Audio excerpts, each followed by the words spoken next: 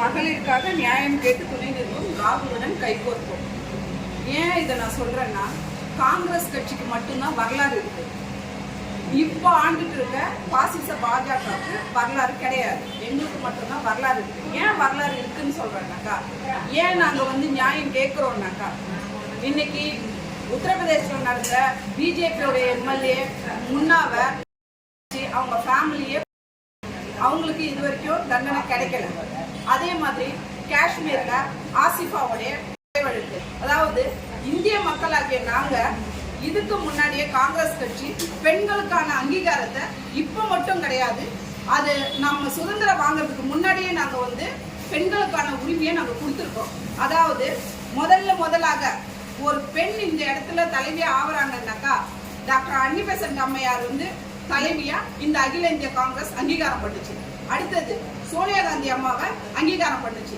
அதுக்கு அடுத்தது 1947 first Congress government உட்காரும் போது வெள்ளக்காரங்கிட்ட நம்ம இந்தியாவை மீட்டு நாங்க உட்காரும் போது முதலாக அம்ரித் கவுர் ஒரு பெண் அமைச்சரை நாங்க உட்கார வச்சோம். இன்னைக்கு எய்ம்ஸ் பிரபல மருத்துவமனை இருக்குன்னாக்கா அதுக்கு காரணம் கவுர், ஒரு பெண்ணோட அங்க காரணம்.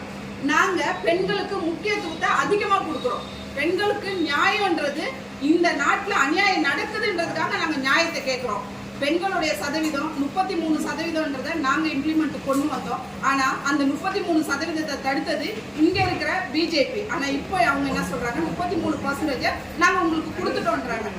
தலைவர் ராகுல் காந்தி இருக்கும்போது ராஜீவ் காந்தி இருக்கும்போது பஞ்சாயத்து ராஜ் என்ற அமைப்பை உருவாக்கி கீழ்மட்ட மக்களும், அதாவது கீழ்மட்ட மக்களும் ஒவ்வொரு பஞ்சாயத்திலும் இடம் பெறணுன்றதுக்காக 50% நாங்க கொடுத்துருக்கோம். அது மட்டும் இல்ல, இன்னைக்கு ஒரு ஃபர்ஸ்ட் ஒரு கவர்னரை பெண்ணா நியமிச்சோம்னாக்கா அது காங்கிரஸ் கவர்மெண்ட் தான். சரோஜினி நாயுடு அவர்களை நாங்க முதல் கவர்னரா அறிவிச்சோம். அதுக்கப்புறம் மீரா குமார் சபாநாயகரா அறிவிச்சோம்.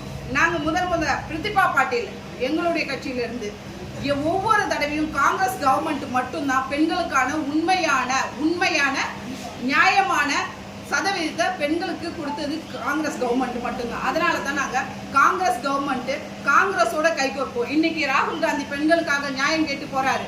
இவரோட ராகுல் காந்தியோட கைகோர்ப்போம், பாசிச பாஜகவை ஒழிப்போம் என்று கூறி விடைபெறுகிறேன். நன்றி, வணக்கம்.